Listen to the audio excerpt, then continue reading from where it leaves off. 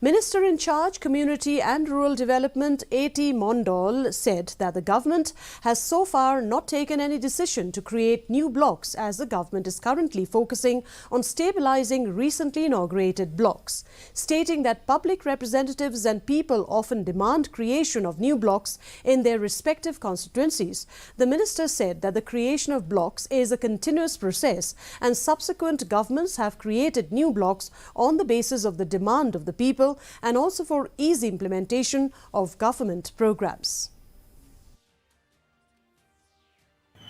Last government also, there were around 9 CNRD blocks have been created, and we are here to get these blocks made functional fully. So after making these blocks functional fully, only then we'll see in future whether any new blocks can be created or not. And we will ask the concerned district decision on to get a feasibility report on the basis of necessity.